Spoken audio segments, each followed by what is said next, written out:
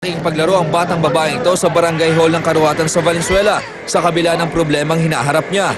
Kwento ng tanod na si Mang Boy, alas 5 ng hapon kahapon nang makita ang bata na mag-isang paikot-ikot sa loob ng isang mall.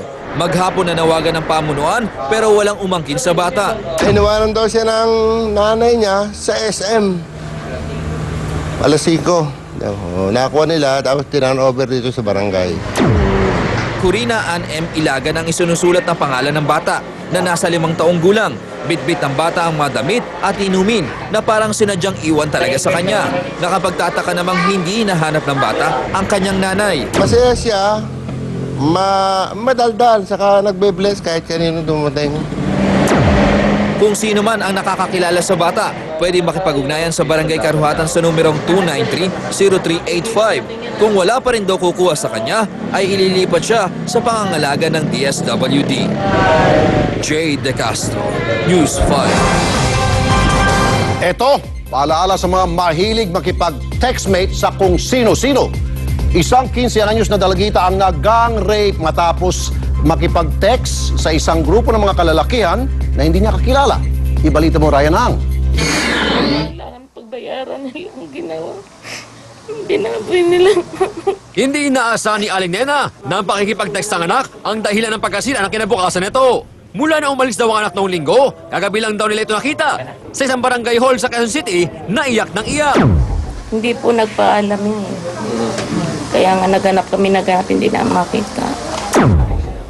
Kwento ng biktima, ilang linggo pa lang niyang ka-textmate ang mga suspect na miyembro raw ng Tropa Ace Clan at niyaya siya sa isang birthday party umano.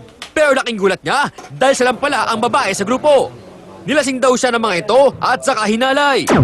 Pumasok po yung muna. Sabi ko sa kanya, bakit siya nasa loob. Pinapalabas ko po siya. Nagtaka po, pinatay niya po yung ilaw. Sinarado po yung pinto. Tapos, yun na po yung nangyari. Tapos nag-akyatan ko yung barkada niya. Sinasabi nila kung tapos na ba raw. Kasi sila na daw isusunod. Hindi agad nakapagsumbong ang biktima sa takot. Kaya nakitulog muna siya sa kaibigan. Pero nang makita ng kanyang teacher, agad siyang hinatid sa barangay hall ng Holy Spirit at doon na nagsumbong. Agad iniresto ng mga barangay tanod sina Kevin Millanes, Cairo Moreno, Jonathan at Jeffrey Manso, habang nakatakas naman si Aljun Siano. Tumanggi na mga bigay ng pahayag ang mga suspect. Nakahanda namang sampahan ng kasong rape ng ina ng biktima ang mga suspect. Ryan Ang, News 5.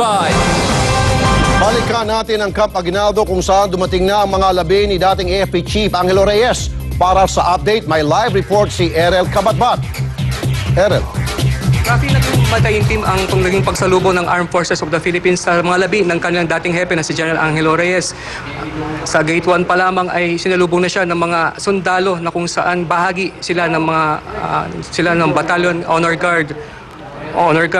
Mula sa Gate 1, ididiretso siya dito sa St. Ignatius Cathedral na kung saan ilabuburol ang kanyang malabi hanggang bukas ng hapon.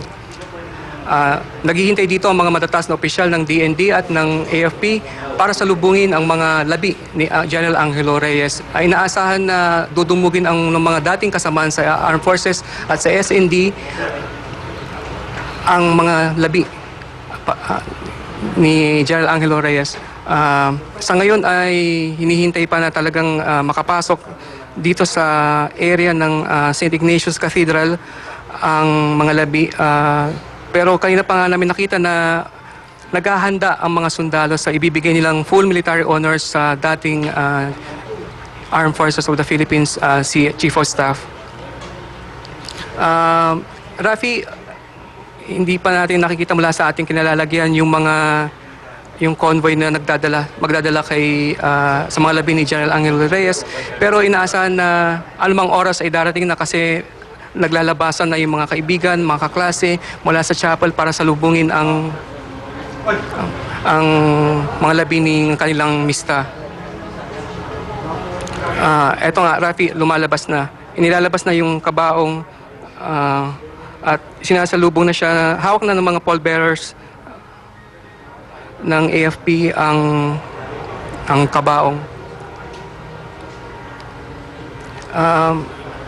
Rafi, Inaasahan na magiging mataimtim ang mga seremonya mamayang hapon, alas 5, kung sa isang eulogy ang ibibigay para kay Angelo Reyes. Inaasahan na darating ang mga malalapit na kaibigan, mga dating kasamahan sa Armed Forces. Sa ngayon dito sa St. Ignatius Cathedral, inihanda na naman yung paglalagay ng kabaong bago ito ipasok sa chapel. Kung mapapansin mo, Rafi, halos tumigil ang buhay dito sa Campo Aguinaldo. Halos lahat ay nakatuon atensyon sa pagdating nga ng mga labi ni dating AFP Chief Angelo Reyes. Kung maalala mo, Rafi, 1999 hanggang 2001 naupo bilang AFP Chief of Staff si Angelo Reyes. At 2001 hanggang 2003 naman siya naupo bilang Defense Secretary. Trivia lang, Rafi, ang huling ginawaran ng full military honors ng AFP sa isang dating Chief of Staff ay si dating General Manuel Yan. Pero matagal na ito, Rafi, kasi hanggang sa ngayon, wala pa namang namamatay na dating Chief of Staff bukod ka nga kay dating General Angelo Reyes.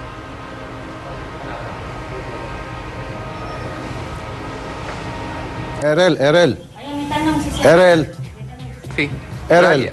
Go, Rafi. Okay, yung mga pallbearers, ano yun? Miyembro ng Air Force, Marines, Navy? O mga opisyal yun? Rafi, halo-halo kasi ito eh. Sila yung mga bahagi sila ng Battalion Honor Guard. Okay. At yung Battalion Honor Guard, composite team to. Bali, may mga representative ng Air Force, ng Okay. Navy at ng Army. Kung minsan Pero mga kasi, Marines Errol, din, ang dahil sa Navy. ginagawang kasama doon sa mga pallbearers, yung mga malalapit na mga kaibigan niya. Katulad niya, no, nakikita natin sa screen, mga kapatid, yung mga nakaputing uniforme na yan, yan yung mga opisyal, tama ba? Yan yung mga usually, yung mga Opisyal malalapit yan. na kakilala o kamista ni Reyes, tama? Errol. Rafi, yung mga kumuha ng kabaong, mga miyembro ng yung Battalion Honor Guard. Pero yung magpapasok sa kasasalubong, andun na halo-halo na, andun yung mga kaibigan. Pero yung mga sumasaludo ngayon, sila yung mga nasa aktibong serbisyo ng AFP sa ngayon. Okay. Pagkatapos niyan, saan din diretso yung mga labi? Diretso na ba sa Libya ng mga Ipapasok bayani? yung Di ba mga magbibigay labi, pa ng Rafi, 21 gun salute? Errol? Hindi muna, Rafi. Hindi pa. Yung 21 gun salute sa yun, sa libing.